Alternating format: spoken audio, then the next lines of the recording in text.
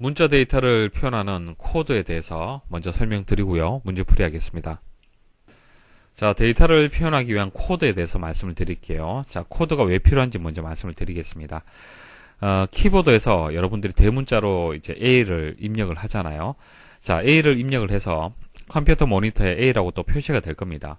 자, 근데 컴퓨터가 이 A라는 것을 A로 문자로 인식을 할까요? 이해를 하겠습니까? 아니죠. 이것은 사람이 이해하는 방식이고요. 컴퓨터는 이진수로 모든 값들을, 데이터들을 표현을 합니다. 그래서 그 값이 1000001이라는 숫자로 바꿔줘요. A 값이 들어오면은 이 값으로 바꿔주는 겁니다. 그래서 이게 코드표로 해서 미리 약속이 정해져 있습니다. 그게 코드의 개념이 되는 거예요. 사람이 이해하는 방식하고 컴퓨터가 이해하는 방식이 다르기 때문에 그것을 코드로 약속으로 이제 표현을 하자고 정한 겁니다. 자, 그 코드가 예전에 사용했던 코드가 BCD 코드라는 게 있었습니다. BCD 코드, IBM사에서 만든 코드 방식이고요. 총 6개의 비트로 이제 되어 있습니다. 자, 6개의 비트로 되어 있다라면은 2의 6승계의 정보를 표현을 하기 때문에 24개의 자료를 표현할 수가 있습니다. 자, 근데 한번 생각을 해보십시오. 알파벳의 영문자, 대문자, 소문자, 숫자, 특수문자 이런 거 다 표현할 수 있을까요? 이걸로 안 되잖아요. 그렇죠? 그래서 BCD 코드는요. 처음에 그냥 수치 계산하기 위해서 단순히 계산하기 위해서 만든 코드가 되겠습니다. 그래서 영소문자는 사용할 수가 없어요. 영소문자는 64개 다 포함하기에는 너무 작기 때문에 넣지를 못했습니다. 그 다음에 나온 것이 이제 아스키 코드예요. 아스키 코드는 지금 우리가 사용을 하고 있죠. 미국 표준협회에서 만든 겁니다. 총 7개 비트로 만들었어요. 그래서 2의 7승계가 되고요. 128개가 되기 때문에 128개 정보 중에서 이제 영소문자, 대문자까지 다 넣을 수가 있는 겁니다. 통신 제어용으로 사용을 하고 있고요. PC에서 사용을 하고 있죠. 우리가 사용하는 코드가 일반적인 코드가 아스키 코드라고 보시면 됩니다.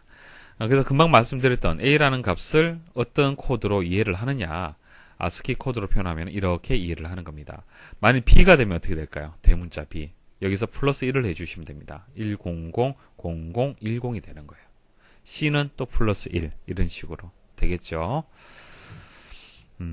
자, FCD는 그 확장된 BCD 형태라고 보시면 됩니다. 8개의 비트를 이제 표현할 수가 있습니다. 그래서 256개가 되고요. 이건 PC용이 아닙니다. 중대형 컴퓨터에서 사용하는 그런 코드 방식이 되겠습니다.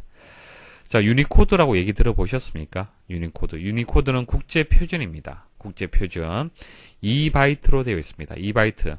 1바이트가 8비트입니다. 그래서 16개의 비트죠. 그래서 2의 16승계의 정보를 표현할 수가 있기 때문에 만국 공통 국제 문자 부호를 체계를 이제 표현을 할 때는 유니코드로 표현을 합니다. 그러니까 전 세계의 어떤 문자를 다 표현을 할 때는 한 이 정도 크기는 필요하다는 얘기죠. 그래서 유니코드를 이용을 합니다. 자, 그래서 코드에 대해서 기본적인 것을 말씀을 드렸는데 여기 한번 모양을 한번 보십시오.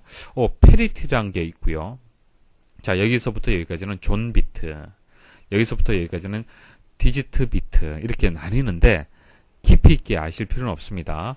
BCD 코드에서 디지트 비트는요 4개의 비트로 해서 고정되어 있습니다. BCD가 되든 ASCII가 되든 FCD가 되든 디지트 비트의 영역은 이렇게 이제 4개의 비트로 되어 있고요. 존 비트가 이제 하나씩 늘어나는 거예요.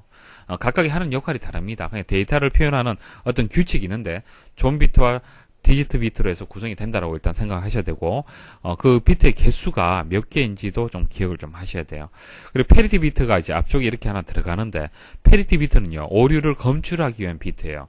여러분들이 데이터를 만일 BCD 코드로 해서 이제 110000 0이라고 보내잖아요. 그죠? 보내면은, 전송하는 중에 뭐 손실이 발생할 수도 있고 이게 어떤 다른 외부적인 영향에 의해서 숫자가 바뀔 수가 있잖아요. 그죠?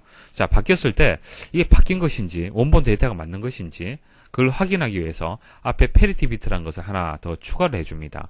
자, 그 방법은 다음에 문제가 나오면 또 설명을 드릴게요. 자, 이것을 부가를 해서 오류를 검출하기 위한 그 비트를 페리티 비트라고 얘기를 하는 겁니다. 자, 그리고 이제 에러를 검출하는 이제 방식이 페리티 비트 방식도 있지만 해밍 코드라는 방식도 있습니다.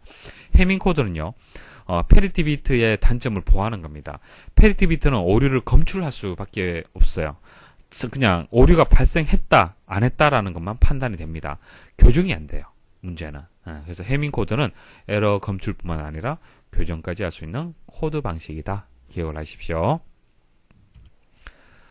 자, 그럼 문자 데이터를 표현하는 코드가 아닌 것은요, 설명드리지 않은 것이 그레이 코드가 되겠습니다. 그레이 코드는 숫자 데이터를 표현하는 코드다. 그렇게 기억을 하시면 되겠습니다.